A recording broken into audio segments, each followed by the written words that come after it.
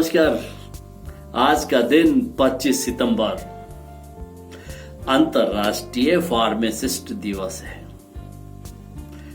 अभी कुछ दिन पहले की बात है कि जब लगभग 6 महीने पहले अचानक ही हम लोगों ने किसी के सम्मान में थालियां पीटी, सम्मान करा, शंख बजाए, दिए जलाए। और वो लोग कौन थे? वो लोग वो थे जो हमारे स्वास्थ्य के लिए कामना कर रहे थे और अच्छे स्वास्थ्य की में मदद कर रहे थे, अच्छे स्वास्थ्य होने में। और वो थे फार्मासिस्ट, यानी कि दवाओं के डॉक्टर।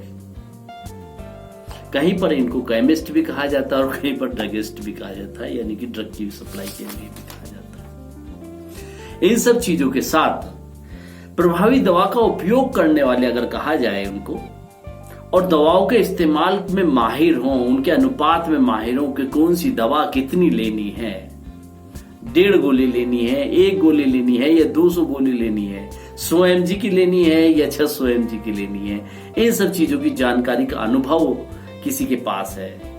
दवा स्वास्थ्य को बेहतर बनाने में अगर कहीं मदद कर सकती है तो वो कर सकती है किसके माध्यम से? फार्मासिस्ट के माध्यम से, यानी कि डॉक्टर के माध्यम से।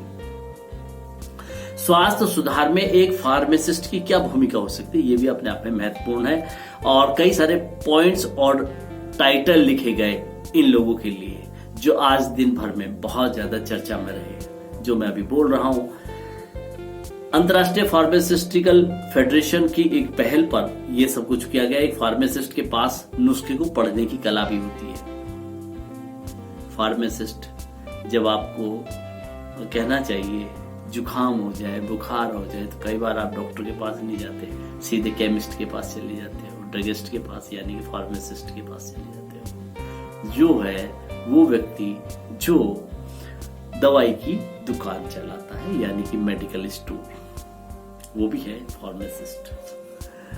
और इन सब चीजों के लिए कहना चाहिए कि स्वास्थ्य के दृष्टिकोण में फार्मासिस्ट पूरे देश को बदल देते हैं। डॉक्टर के लिखे हुए नुस्खे को वो केवल फार्मासिस्ट ही पढ़ पाता है, आम आदमी नहीं पढ़ पाता। और ये कहना चाहिए कि हेल्थ केयर प्रोफेशनल्स हैं ये फार्मासिस्ट, दवाओं के विभिन्न जटिल पहलुओं से निपटते हैं।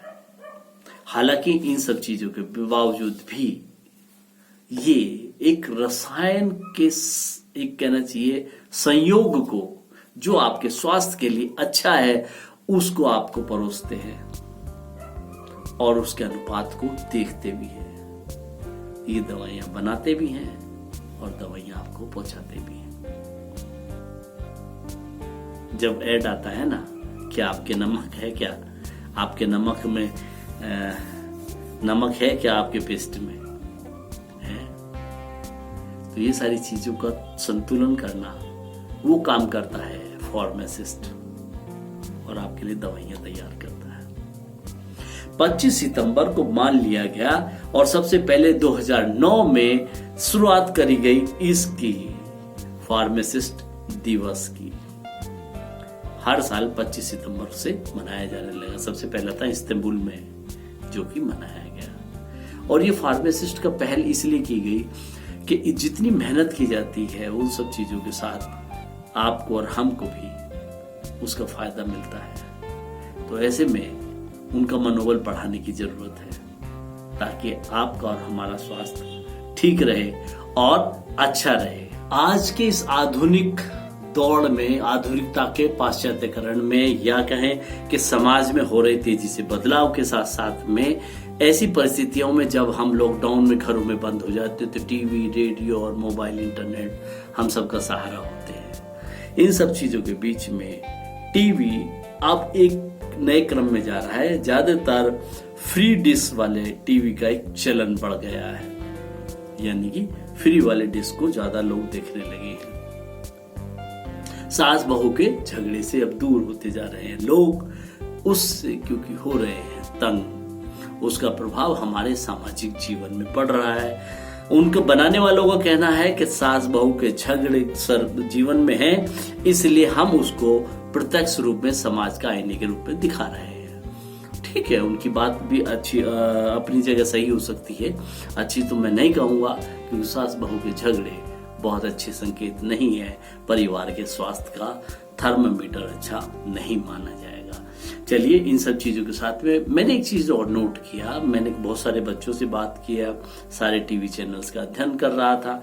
इन सब चीजों के बीच में लगा कि कुछ चैनल्स में अलग अलग तरीके हो गए हैं। अब सब लोग गंभीरता के स्पेशलाइजेशन में आ गए। जैसे आप हाई स्कूल, इंटर, बीएससी या एमए एक पर्टिकुलर एक सब्जेक्ट हो जाता है, उसी प्रकार से अब टीवी की दुनिया भी मुझे लगता है कि अब एमए हो गई है, यानी कि पर्टिकुलर एक सब्जेक्ट पर फिक्स हो गई। अगर आपको बहुत ज्यादा चिल्लाने वाला चैनल देखना है तो आप रिपब्लिक भारत देखिए, ठीक है।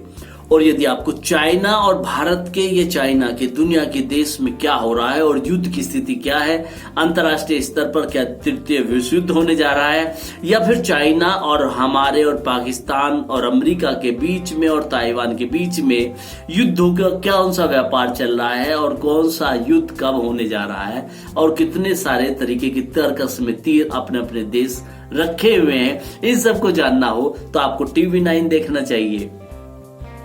बिल्कुल सही। और गंभीर चिंतन की बात करनी हो तो आपको देखना चाहिए एनडीटीवी, जहां पर आपको बहुत ही साधारण तरीके से गंभीरता के साथ अपनी बात रखने का एक आइडिया दिखाई देता मिलेगा। चिल्लोपो वाले तो बहुत सारे हैं, न्यूज नेशन हुआ, इंडिया न्यूज हुआ, आपका इंडिया टुडे हुआ, इंडिया टीवी हुआ, ये सब चीजों के अलग अलग पर्टिकुलर कहना चाहिए चैनल है। तो कुल मिलाकर अगर पर्टिकुलर फील्ड में आपको जाना है, जैसे डिस्कवरी है, खोज और जिज्ञासाओं के बीच में, तो डिस्कवरी देखते हैं आप।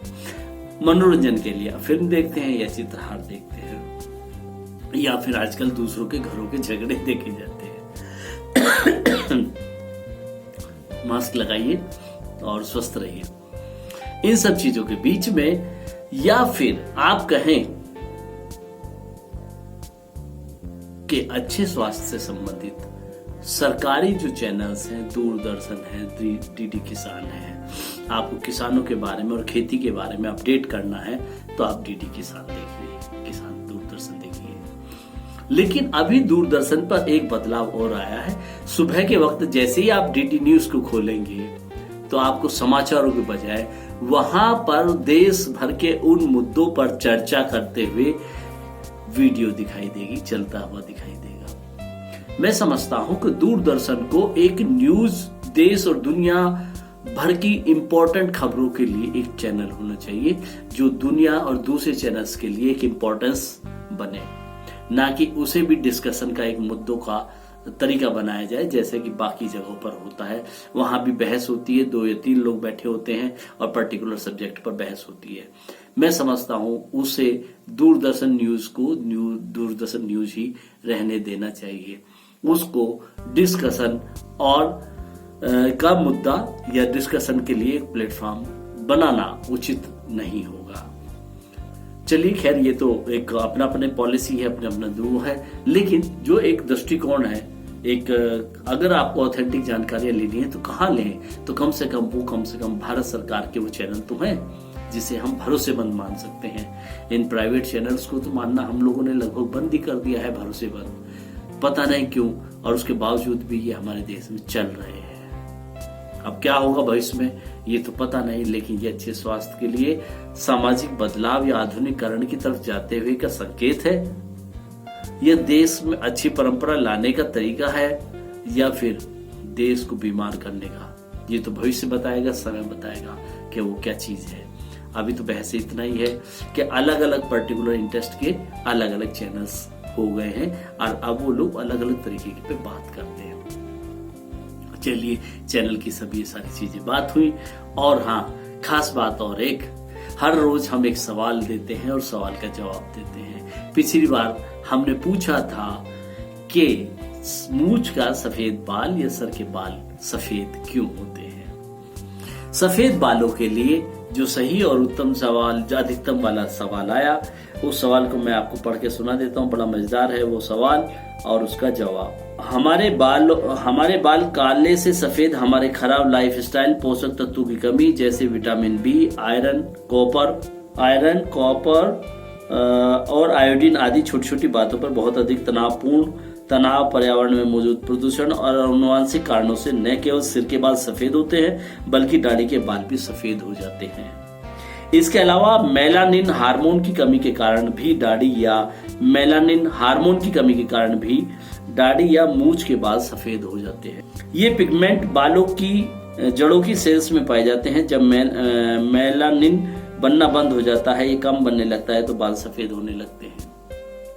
बिल्कुल सही है, लेकिन एज ए होल पिक्चर में देखें तो इसे कहते हैं हम प्रोटीन। जब प्रोटीन आपके बालों में कमी हो जाती है तो भी ये बाल सफेद होने लगते हैं। और बालों के अंदर पाया जाता है प्रोटीन, जो एक मंदिर में काटे जाते हैं, बालों को उतारा जाता है और उस बालों का बहुत बड़ा व्यापार होता है मलेशिया में और दूसरी जगह पर। बालों से खांसी की सिरप बनती है और बालों से खाने की ब्रेड बनती है। ये खास बात है हमारे सर के बालों की। लेकिन वो बाल मंदिर में उतारे जाते हैं। साउथ के कई सारे मंदिर हैं, बालाजी के मंदिर हैं, जिनको कहा जाता है कि बालों को चरणों में अर्पित किया जाता है। लेकिन है वो बहुत बड़ा धंधा और एक बिजनेस बालों का। तो ये था सवाल का सही जवाब। और लगातार बार बार तानिया इसको बहुत ही गंभीरता के साथ सवालों को पढ़ रही है और जवाब भी दे रही है। बाकी बच्चे जो जवाब दे रहे हैं वो बहुत सटीक नहीं होते। किसी ने कुछ कहा, जैसे सपोज कीजिए अनिल ने कहा कि बाल सफेद तनाव से हो जाते हैं। खाली एक तनाव ही कारण नहीं है बाल सफेद होने का। नजले से भी बाल सफेद हो जाते हैं, तो खाली नजला नहीं है। इन्होंने साइंटिफिक रीजन को ढूंढने की कोशिश नहीं करी, जो सुना उसी को बोल दिया। तो कोई कुछ कह रहा है, कोई कुछ कह रहा है, लेकिन तानिया ने पूरा एनालिसिस करा थ्योरेटिकली। तो आज के जवाब का सही जवाब भी तानिया का ही है। अगला सवाल, आज के दिन क्योंकि फार्मासिस्ट का डे है और आज के दिन हम खास बात कर सकते हैं सवाल, और वो सवाल है हमारे घर में अगर फर्स्ट एड हो बॉक्स बने तो फर्स्ट एड बॉक्स में क्या क्या होना चाहिए आज वर्तमान परिस्थितियों में। एक ऐसा फर्स्ट एड बॉक्स जो कॉमन हो, किसी पर्टिकुलर बीमारी के लिए नहीं, जो कॉमन हो और आज के वर्तमान परिस्थिति को सार्थक करता हो। इस सवाल का जवाब दीजिए। आई होप आप सब लोग कोशिश करेंगे इस सवाल का जवाब देने के लिए। आज का समय बस इतना ही, कल फिर हम बात करेंगे। नमस्कार, मस्त रहो और खुश रहो। इस प्रकार की वीडियो या साइंटिफिक एक्टिविटीज से अपडेट रहने के लिए इस चैनल पर सब्सक्राइब कीजिए।